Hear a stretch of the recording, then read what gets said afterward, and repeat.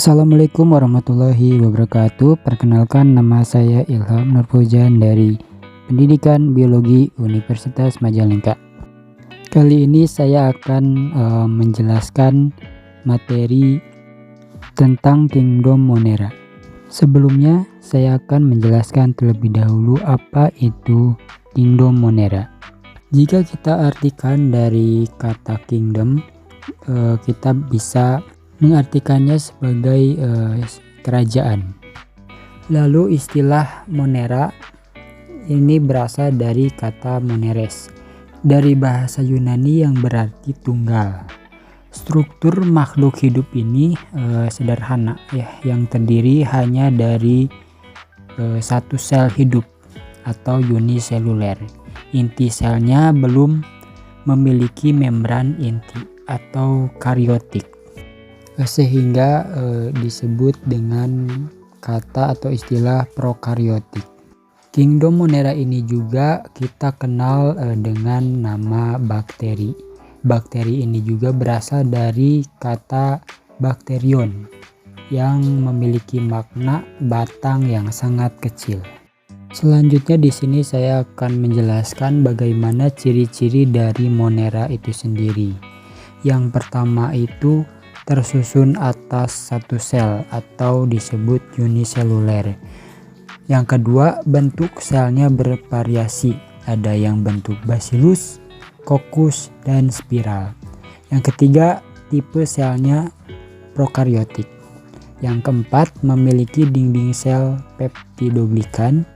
Yang kelima, eubakteria, dinding sel mengandung peptidoglikan. Yang keenam, archaebacteria, dinding selnya tidak mengandung peptidoglikan. Yang ketujuh, tidak memiliki organel bermembran.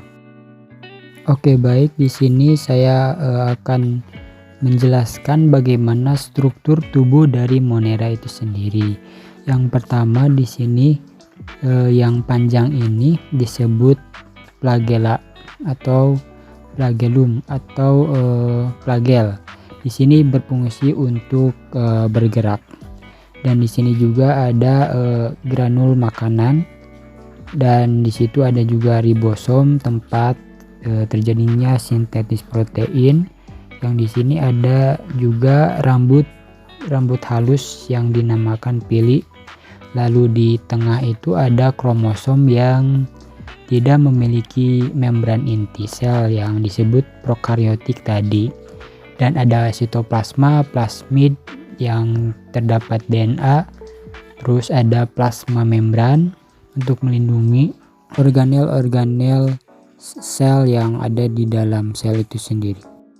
Lalu di sini ada berbagai bentuk-bentuk dari bakteri.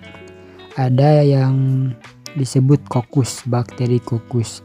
Di sini bentuknya yang bulat satu itu dinamakan monokokus. Yang ada bulatan dua itu disebut dengan istilah atau nama diplococcus, dan seterusnya ada stratococcus dan sebagainya. Selanjutnya di sini ada bentuk bakteri basil, ada monobasil, diplobasil, dan streptobasil. Bentuk-bentuk bakteri juga ada menyerupai spiral yang disebut bakteri Spirilia. Seperti itu gambarnya. Selanjutnya di sini saya akan membahas tentang bagaimana reproduksi dari bakteri itu sendiri. Yang pertama di sini bakteri bisa melakukan reproduksi secara aseksual dengan cara pembelahan biner atau pembelahan dirinya sendiri. Yang kedua ada secara seksual dengan cara 3 tahapan cara: transformasi, transduksi, dan konjugasi. Transformasi yaitu pemindahan materi genetik. Kalau transduksi ini pemindahan materi genetik dengan perantara bakteriophage atau virus bakteri atau virus T dengan perantara gitu. Terus ada konjugasi, ini pemindahan materi genetik melalui jembatan antara sitoplasma dengan sitoplasma yang lain. Selanjutnya di sini Kingdom Monera itu dapat dibagi menjadi dua jenis. Yang pertama di sini ada Archaebacteria, yang kedua di sini ada Eubacteria. Bagaimana perbedaan dari ciri-ciri keduanya? Yang pertama di sini karakteristik dari dinding selnya, Archaebacteria ini tidak mengandung peptidoglikan, sedangkan Eubacteria mengandung peptoglikan.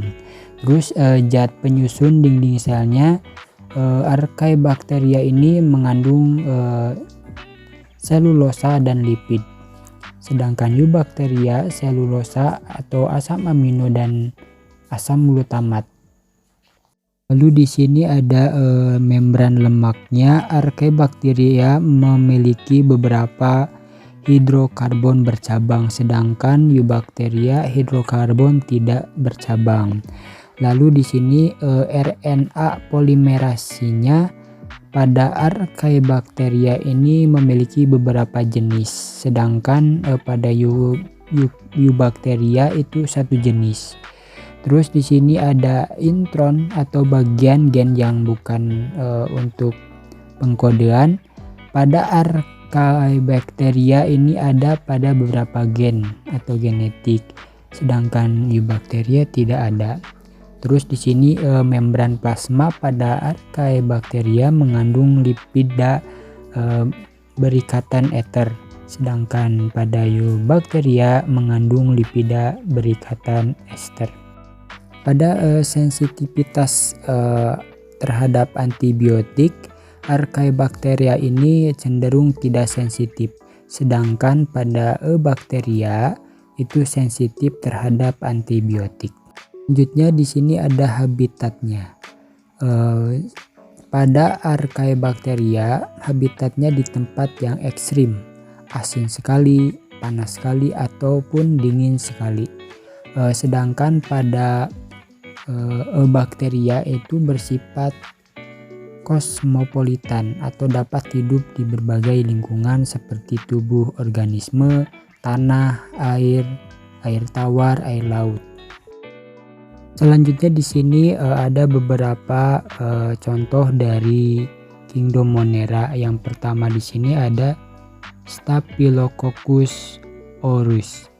Yang kedua di sini ada Clostridium botulinum dan Clostridium tetani, dan masih banyak lagi yang lainnya.